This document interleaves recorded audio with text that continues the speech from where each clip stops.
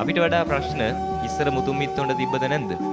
තිබ්බා. හේනක් කොටාගෙන පැලක ඉඳගෙන අර වන සත්තුන්ගෙන් ඕව ආරක්ෂා කරගෙන ගම්වල ඉඳගෙන නගරයට බඩු ගාන්න අරගෙන ගිහිල්ලා ඔය වෙළඳාම් කරපු මිනිස්සුන්ට අද තාක්ෂණයට වඩා දුර්වල තාක්ෂණයක් තිබිච්ච කාලේ අදට වඩා ප්‍රශ්න ඉස්සර තිබ්බද නැද්ද? තිබ්බා. හැබැයි අද කාලේ මිනිස්සුන්ට ওই ප්‍රශ්න ටික තිබ්බනම් අදම අතහැරලා දානවා කරන සේරම ටිකනේ. හැබැයි ඒ කාලේ මිනිස්සු මේවා මෙච්චර දුරක් ඇදගෙන ආවේ. මෙච්චරට රට අතීතයේ සම්පෝෂිත උනේ ඇයි? හැම ප්‍රශ්නෙම දැක්කේ කොහොමද? ධනාත්මකව දැක්කනේ. හැම දෙයකම ගණ්ඩ හොඳ පැත්තක් දැක්කා. හැම දෙයක්ම යාළ ජීවිතේ වින්දා. වැරද්ද වුණත් එහෙමයිනේ. මං කියන්නේ සමාජයෙන් ලැබෙන අවලාද පව, අඩුපාඩු පව, ජීවිතේ විඳවීම් පව ධනාත්මකව දැකලා මොනවා හරි එකතු කරගත්තා. ඒකනේ ඉස්සර ඒ මිනිස්සු ප්‍රශ්න ආපු ගමන් මොනවද කරේ?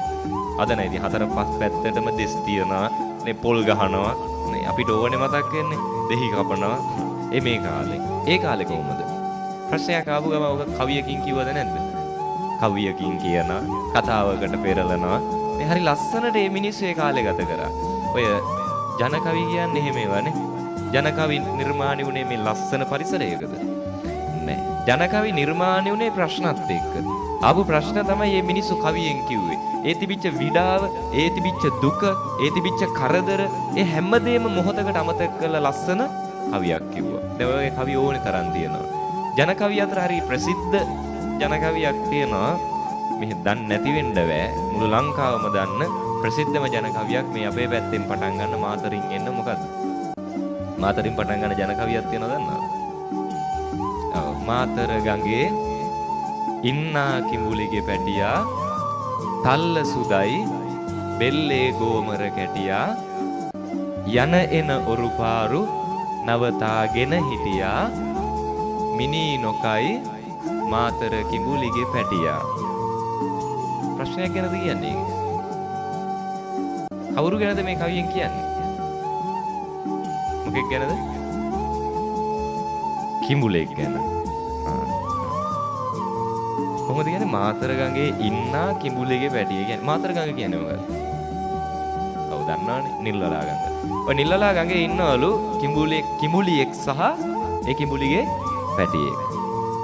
සංකේතවත් කරනවා මේ මොන කිඹුල් පැටියද? තල්ල සුදයි බෙල්ලේ ගෝමර කැටියා. ඊළඟ එකෙන් තමයි අපිට පොඩි වැඩක් මාට්ටු වෙනවා. මොකද තුන්වෙනි එක? යන එන ඔරුපාරු නවතාගෙන හිටියා. ජීවිතේට දැකලා තියෙද කිඹුලෙක් ඔරුපාරු නවත්තනවා? නෑ නේ නේ. ආයෙනම් මේ කිඹුලෙක් ගැනද කියන්නේ? නෑ. මේක මේ හින්ට් එකක් හොඳද? ඉස්සර ඉඳන් ඒව නම් තිබිලා පේන්නේ. ඔය ගම්වල තිබ්බ බඩු බාණ්ඩ ඉස්සර නගරයට අරන් ගියා ප්‍රධාන වශයෙන් මාධ්‍ය දෙකක් තිබ්බා. එකක් ගොඩ බිමෙන් කරත්ත, අනිත් එක ජලයෙන් මොනවද? ඔරුපාරු. ඔය මේ ගම්වල තිබිච්ච අපේ මේ ඇතුලේ මාතර ඇතුලේ ගම්වල තිබිච්ච බඩු බාණ්ඩ නගරයට මාතරට අරන් යද්දී නිල්ලලා ගඟෙන් යනකොට ඔරුපාරු වල යනකොට දැන් අද වගේ නෙවෙයිනේ. හරි අමාරුයි, දුෂ්කරයි, මේ දවස් ගණන් යනවා. ඔහොම යද්දී මේ මාතර ටවුන් එකට පොඩ්ඩක් මෙහා හරි තියලා තියෙන එක තොටුපලක්. ඒ කියන්නේ ඔරුපාරු නවත්තන තැන. හරිද? ඔය තොටුපල ළඟ පොඩි කඩයක් තිබ්බා. ඔය කඩේ දාගෙන හිටිය එක කාන්තාවක්. ඒ කාන්තාව ටිකක් සැරපරුෂ කෙනෙක්. හොඳද? සැරපරුෂයි ටිකක් මහත දැක්කහම බය හිතෙන මේ සරලවම කිව්වොතින් පොලියට සල්ලි දෙනවා. හරිද? හිතා ගන්න කොහොමද කියලා එහෙනම් පොලියට සල්ලි දෙන ටිකක් දරුණු කාන්තාවක්. මෙයාගේ හිත එච්චර හොඳ නෑ. පොඩ්ඩක් නැත්තම් ඇඟට කඩාපනින්න එහෙම මේ අමුතු චරිතයක් දෙවිච්ච කෙනෙක්. ඒ නිසා ගමේ අය මෙයාට නමක් හදලා තිබ්බ මොකද්ද? කිඹුලි. හරිද? දැන් කිඹුලි කිව්වේ කවුද? අර කඩේ හිටපු කාන්තාව. හරිද? මේ කාන්තාවට තමයි කිඹුලි කියන්නේ. මොකද ඒ වගේ චරිතයක් තිබ්බේ. මේ කාන්තාවට හිටිය පුතෙක්. හරිද? ඒ පුතාගේ මෙන්න මේ බෙල්ලේ සුදු කබර තියෙනවා. බෙල්ල හරිය සුදු කබර තියෙනවා. අම්මගේ ආරෙටම තමයි ආයි පුතත් ගිහිල්ලා තියෙන්නේ කියන්න දෙයක් නැහැ. මේ අම්මා වගේම තමයි පුතා මොකද කරන්නේ? තොටුබල පහුවෙලා ටිකක් එහාට ගිහිල්ලා කල්ලියක් හදාගෙන එන ඔරුපාරු වලින් කප්පම් ගන්නවා. හරිද? දැන් මේ කප්පම දෙන්නේ නැත්තම් මෙතනින් යන්න දෙන්නේ නැහැ. දැන් එන අයටත් පොඩි හරි ඉතින් කප්පමක් දීලා හරි යන්න දින එක හොඳයි. මොකද ඕක නොදී හිටියොත් ප්‍රශ්න වෙයි. ඒ නිසා පොඩි කප්පමක් දීලා උතනින් යනවා. දැන් මේක ප්‍රශ්නයක්ද නැද්ද? ප්‍රශ්නයක්. කරන්න දෙයක්වත් නැහැ. මෙයාලා මොකද කරේ?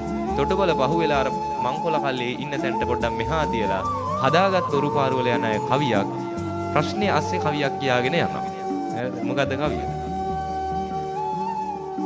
අන දැන් තේරෙන්න ඕනේ කවියනේ. මාතර ගඟේ ඉන්නා කිඹුලිගේ පැටියා.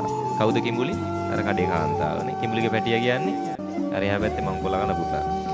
තල්ල සුදයි බෙල්ලේ ගෝමර ගැටියා. ඔන්න හින්ට් එක දෙනවානේ.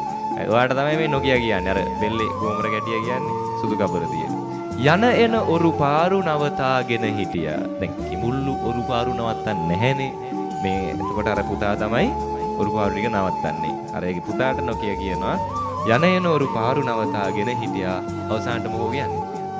මිනි නොකයි මාතර කිඹුලිගේ පැටියා. වැරදිලා හරි කිඹුලේ ඔරුව නැවැත්තුවා කියමුකෝ. මිනි නොකා මොනා කරන්නදනේ?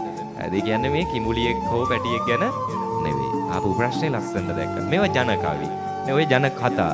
ඒ නිසා ඔය වෙනස් වෙන්න පුළුවන්. සමහරට ඔය කවියට තව කතා තියෙන්නත් පුළුවන්. කොහොම හරි දැන් බලන්න මම කියන්නේ අතීතයේ අපේ මිනිස්සු ආපු ප්‍රශ්නත් හරි ලස්සනට ධනාත්මකව දැක්කද නැද්ද?